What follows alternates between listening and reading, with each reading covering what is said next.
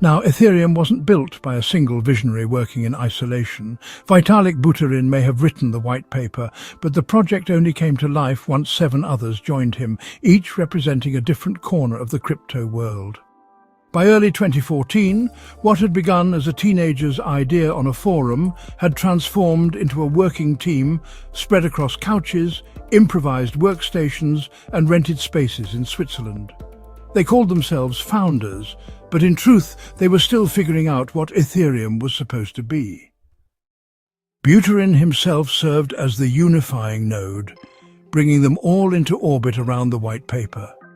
This mixture produced energy, but also immediate strain. The project's scope was unclear, and so were the rules. Some saw Ethereum as a public utility, something that should be governed by a non-profit foundation.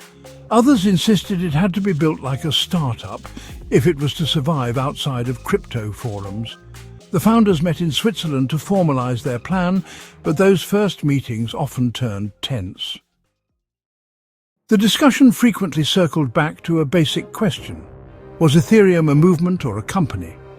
Hoskinson argued strongly for the latter, pointing to venture capital as the fastest way to grow. He proposed a Delaware corporation with a CEO and board of directors, even suggesting himself for the leadership role.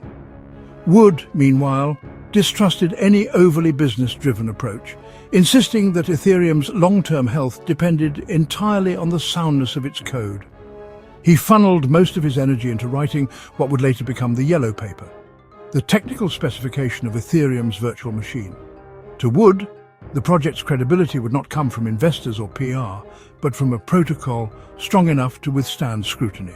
He bristled at Hoskinson's framing of Ethereum as a company in need of executive decision-making, preferring to think of it as a collective building shared infrastructure. These disagreements are visible in archived notes and communications from that period, where debates over governance structures consumed just as much time as coding progress. Some argued that forming a non-profit foundation would insulate Ethereum from accusations of profit-seeking and align the project with its ideals of openness. Others warned that without profit incentives, motivation and funding could dry up. Even names for the foundation were contested, with options floated and rejected before settling simply on the Ethereum Foundation, headquartered in Zug, Switzerland. The eventual consensus leaned toward Buterin's vision of a non-profit model. It was a compromise. A foundation would control development funds and steward the protocol, avoiding the perception of a company that owned the network.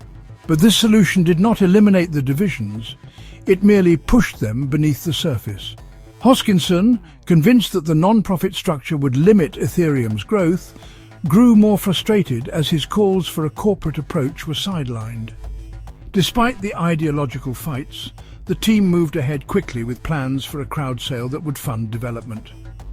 In mid-2014, they launched one of the first major initial coin offerings in crypto history. Supporters could send Bitcoin and receive Ether tokens in return, long before the network itself was live. The event raised around $18 million, at the time a massive amount for a blockchain project. It gave the Ethereum Foundation a substantial war chest to support the fledgling ecosystem, pay developers and fund security audits. The crowd sale was proof that there was real demand for what Ethereum promised. Thousands of participants all over the world wanted a stake in the future of decentralized applications, but the fundraising success didn't erase the underlying rifts among the founders. If anything, it amplified them. Since now there was real money at stake, real resources to control, and reputations tied to how those funds were managed. What united them had been the white paper's vision. What divided them was everything else required to turn that vision into reality. The decision to use a non-profit may have kept the project alive in those early months, but it also hardened fault lines between those focused on decentralization and those drawn toward building sustainable businesses. As development accelerated in the wake of the crowd sale, those tensions would stop being theoretical. They would play out publicly and, in certain cases, irreversibly change the direction of Ethereum.